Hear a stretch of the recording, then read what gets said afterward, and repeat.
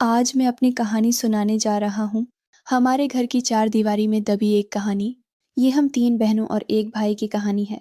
हमारी दुनिया उसी से शुरू हुई और यहीं से खत आया। हमारा घर शहर के एक पुरामन नवाही इलाके में था। माँ और पापा अक्सर कारोबार के सिलसिले में शहर से बाहर होते थे और घर में हम अकेले थे। मैं अपनी बड़ी बहन ज़ारा, मेरी सबसे छोटी और हमारी प्यारी, हमारी आंखों का तारा, हमारा भाई रोहान था। ज़रा दी बड़ी बहनों जैसी है। थोड़ी सी संजीदा, थोड़ी जिम्मेदार। वो माँ की तरह रोहान भाई का हर चीज़ का ख्याल रखती थी। इसके कपड़े, इसका खाना, इसकी नींद, सब कुछ इसकी निगरानी में था। इनकी मोहब्बत में एक चंगारी थी, एक पर्दा था। लेकिन मैं उनकी आंखों में रोहान भाई की तड़प को पढ़ सकता था। उसके बाद मेरी सबसे छोटी और सबसे प्यारी बहन आती है। वो मगन थी, बेबाक थी। उसकी मोहब्बत का खुलकर इजहार किया गया। रोहन भाई के साथ मजाक करना, छेड़छाड़ करना, उनके साथ सेक्सी फिल्में देखना और इत्तेफाकन उसके कंधे पर सिर रखकर सो जाना उसके रोजमर्रा के मामूलात थे। वो रोहन भाई के साथ दोस्त की तरह सलूक करती थीं। लेकिन इस दोस्ती की दिलकशी को सिर्फ औरत ही समझ सकती है। और फिल्म में ऐशा दरमियानी आदमी थी। न नाजरा दी जैसी संजीदा और न मेरी तरह बेफिक्र। मैं खामोश रहा, लेकिन सबसे ज्यादा मैं मुबसर था। मैंने अपनी बहनों की हर हरकत, रोहान भाई के चेहरे के हर बदलते तासरात को गौर से देखा। मेरी मोहब्बत मुख्तलिफ थी। मैंने रोहान भाई को समझने का दावी किया। मैं उसे उसकी आंखों में पढ़ सकता था, जब उसे सुकून की ज़रूरत थी और जब उसे तन्हाई की ज़रूरत थी। हम तीनों के दरमियान मुसलसल लड़ाई होती रहती थी। ये लड़ाई रोहान भाई की तौजा के लिए थी। जब वो यूनिवर्सिटी के लिए तैयार होता तो मैं उसके लिए नाश्ता बनाता। मेरा अपने जूते इस्त्री करती और मैं उसकी टाई सीधी करने के बहाने उसके करीब जाता। जैसा कि मैंने ऐसा किया, मेरी अंगुलियां उसकी गर्दन के मुनहनी खतूत को छूने लगीं, जिससे मेरी रीढ़ की हड्डी में कपकपी तारी हो गई। मैं उसकी गर्म सांसों को अपने चेहरे पर महसूस करता और मेरी आंखें शर्मिंदगी से बंद हो जातीं।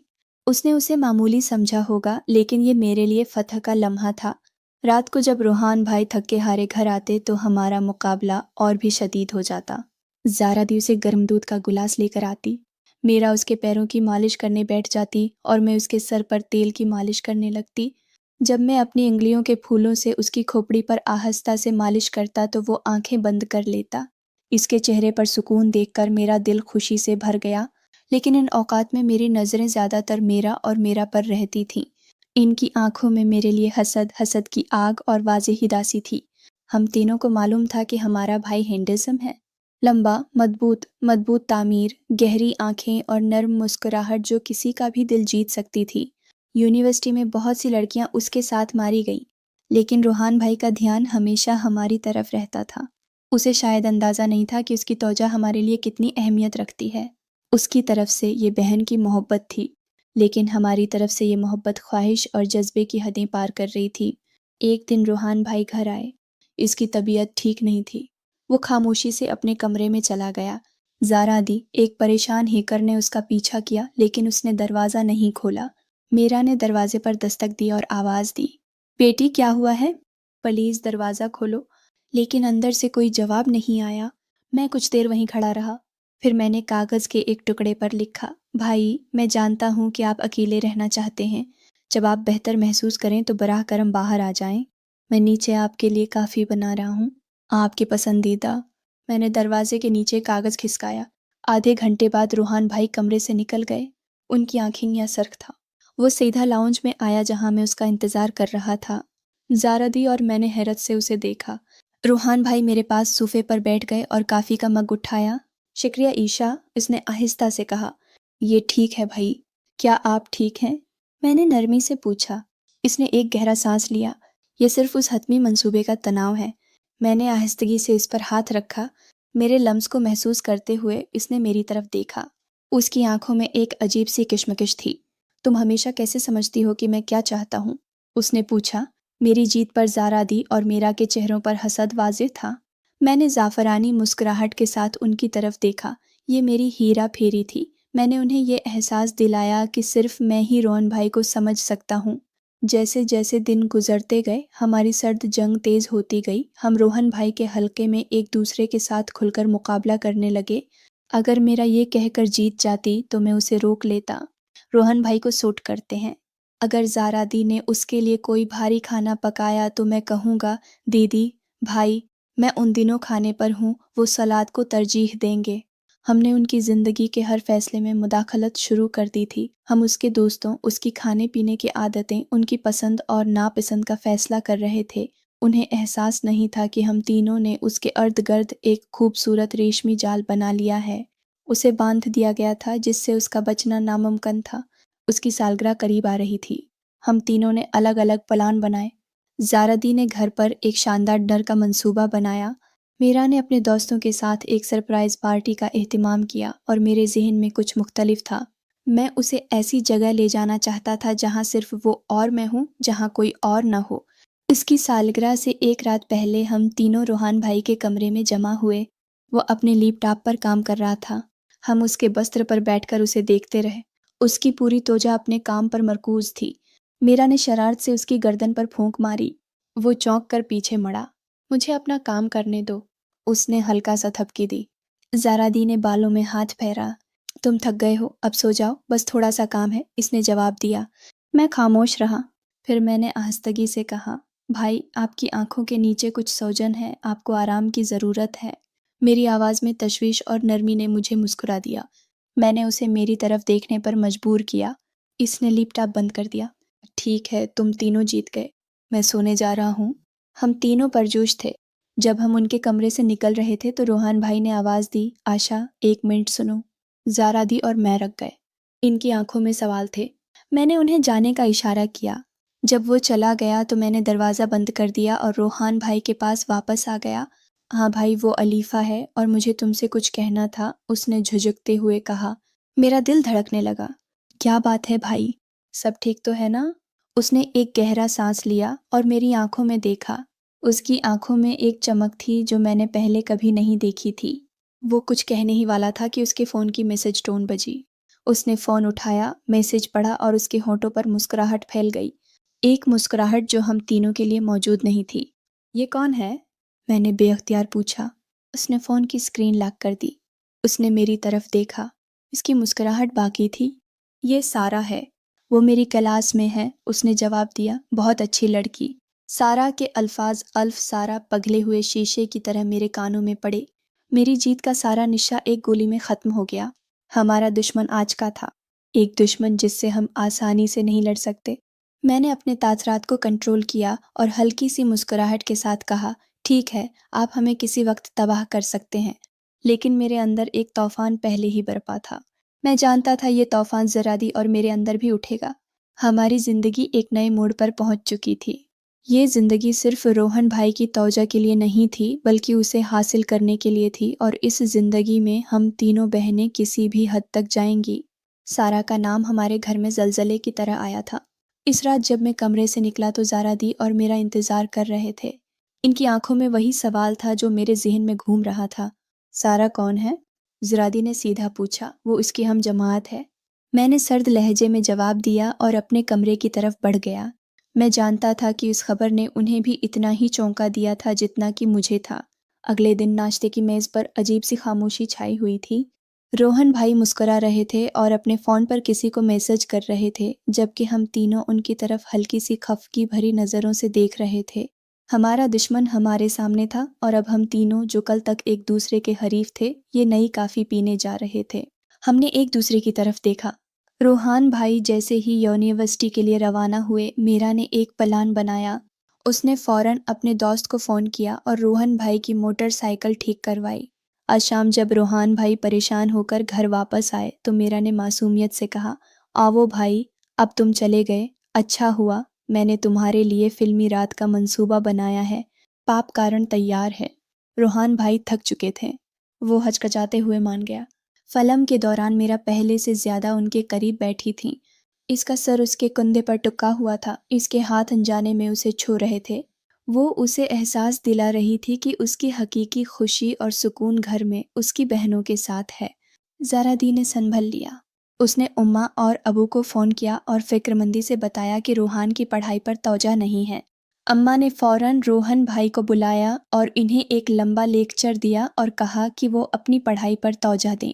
ये एक चालाक चाल थी जो इसे जज्बाती तौर पर बांध सकती थी। मेरा तरीका मुख्तलिफ था। मैं उसके दिमाग से खेलने लगा। एक रात जब वो सारा से फ़ोन पर बात कर रहे थे तो मैं पानी का गिलास लेकर उसके कमरे में गया। मैंने उनकी गुफ्तगू का कुछ हिस्सा सुना। जब इसने फ़ोन बंद किया तो मैंने मासूमियत से पूछा, भाई क्या आप इस लड़की के बारे में संजीदा हैं? उसने मुस्कुराकर सर हिलाया। मैं उसके पास बैठ गया और उसका हाथ अपने हाथ में ले लिया। भाई क्या आप हमारे लिए सब कुछ हैं? हम सिर्फ ये चाहते हैं कि आप हमेशा खुश रहें। लेकिन क्या ये लड़की आपको हमसे बेहतर समझ सकती है? क्या वो तुम्हारी खामोशी पढ़ सकती है? क्या वो आपके जिस्म की थिकन और आपकी ज़िंदगी के बोझ को हमारी तरह महसूस कर सकती है? मेरे अल्फाज तीरों की तरह सीधे उसके दिल की तरफ थे। मैं उसके ज़हन में शक के बीज बो रहा था। मैं उसे समझा रहा था कि हमारी मोहब्बत का मुकाबला कोई नहीं कर सकता। उसके चेहरे पर उलझन के आसार नमूदार हुए। उसने कोई जवाब नहीं दिया। इसने बस आहिस्ता से मेरा हाथ थपथपा दिया। हमारा दबाव काम कर रहा था। रोहन भाई ने सारा से मिलने के कम प्लान बनाए। उसने घर में ज़्यादा वक्त गुजारा, लेकिन हम नहीं समझते थे कि हमारा जुनून उसे असीर कर रहा है। हमारी मोहब्बत उसके लिए बोझ बन रही थी। अंदर ही अंदर उसका दम घट रहा था।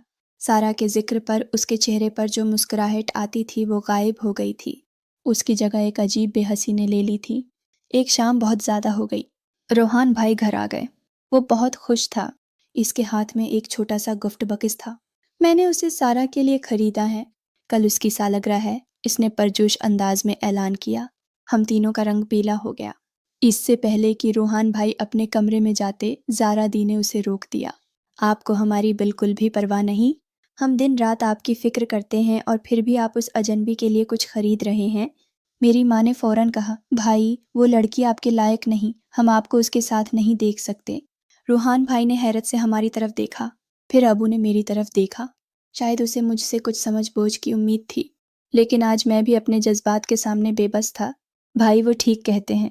फिर मैंने धीमी मगर मजबूत आवाज़ में कहा, हमारी तरफ देखो, क्या हमारी मोहब्बत में कोई कमी है कि तुम्हें बाहर खुशी तलाश करनी पड़े? इस दिन पहली बार रूहान भाई ने हम पर चीखा। उसकी आवाज़ में ना गुस्सा था ना दर्द। बहुत हो गई, तुम तीनों ने मेरी ज़िंदगी जहन्नम बना दी है। वो कांप रहा था। मैंने हमेशा तुम तीनों को अपनी दुनिया समझा। मैंने तुम्हारी हर ख्वाहिश पूरी की है, लेकिन ये मोहब्बत कैद नहीं है। तुम मुझ पर कब्जा करना चाहते हो। इस घर में मेरी सांसें ख़त्म हो जाती हैं। इसने गिफ्ट बॉक्स को ज़मीन पर फेंक दिया। मैं तुम्हारी जागीर नहीं हूँ। मैं अपने जज्बात के साथ एक इंसान हूँ। मेरी अपनी ज़िंदगी है, तुम्हें उसका एहसास क्यों नहीं होगा? उसकी आंखों में आंसू थे, आंसू जो हम तीनों के दिलों को चीरते थे। हम मुजस्समों की तरह वहाँ खड़े रहे। हमने खुद को गहरा नुकसान पहुँचाया था। रोहान भाई अपने कमरे में गए और दरवाज़ा बंद कर दिया। इस रात हम तीनों बहनें एक दूसरे के कमरों में नहीं गईं। हम सब अपने अपने कमरों में रोने लगे। रोहान भाई की मोहब्बत जीतने की कोशिश में हमने उन्हें खो दिया था। हमारा रेशमी जाला, जिसे हम खूबसूरत समझते थे, दरहकीकत एक गरादार गंदगी थी। अगले चंद दिनों तक घर में कब्रिस्तान की तरह खामोशी छाई रही। रोहान भाई हमसे बात नहीं करते। वो खामोशी से यूनिवर्सिटी जाता और रात गए वापस आता। हम तीनों को काफ़ी नहीं मिल सका। उसका गुस्सा हमारे लिए मौत जैसा था। आखिरकार ज़ारा दी ने हिम्मत की। उसने हम दोनों को बुलाया। हमें रोहान से माफ़ी मांगनी चाहिए। हम गलत थे। हम तीनों उसके कमरे के दरवाजे पर गए। हमने दस्तक दी। थोड़ी देर बाद उसने दरवाज़ा खोला। उसकी आंखें सोजी हुई थीं। हमें माफ़ कर दो भाई। ज़ारा दी रोते हुए उसके कदमों में बैठ गई। मैं और मेरी बहन दंग रह गए। हमें अंदाज़ा नहीं था कि हमारी मोहब्बत आपको तकलीफ़ दे रही है। हम आपको खोना नहीं चाहते थे, मैंने हचकियों से कहा। रोहान भाई कुछ देर खामोश खड़े रहे, फिर बैठकर ज़ारा दी को उठा लिया। उसने हम तीनों को अपनी आगोश में ले लिया। हम चारों एक दूसरे से गले मिलकर काफ़ी देर तक रोते रहे। मैं तुमसे नाराज़ नहीं हूँ, उसने आखिर में कहा। मैं सिर्फ डर गया था। तुम तीनों मेरी बहनें हो। तुम मेरी ताकत हो। इस ताकत को मेरी कमज़ोरी में मत बदलना। मुझे थोड़ा सांस लेने दो। उस दिन हमारी परजोश मोहब्बत ख़त्म हुई और सच्ची खालिस मोहब्बत पैदा हुई। हम अपनी हुदूद को समझते थे। हम समझ गए कि मोहब्बत कब्ज़े के बारे में नहीं, आज़ादी के बारे में है। चंद हफ्तों बाद रोहान भाई सारा को घर ले आए। वो वाकई एक बहुत ही शरीफ और प्यारी लड़की थी। हमने भारी दिल के साथ लेकिन मुस्कुराहट के साथ उसका इस्तकबाल किया। ये मुश्किल था। हमारे दिल के किसी कोने में अब भी एक करब बाकी था, लेकिन अब हम अपने भाई की खुशी में खुश रहना सीख रहे थे। आज भी हम रोहान भाई का वही ख्याल रखते हैं। आज भी हम रात को उनके कमरे में जाते हैं, लेकिन अब हमारी नज़रों में मुकाबला हसद का नहीं, सिर्फ मोहब्बत और एहतराम का है। वो जंग ख़त्म हो चुकी है।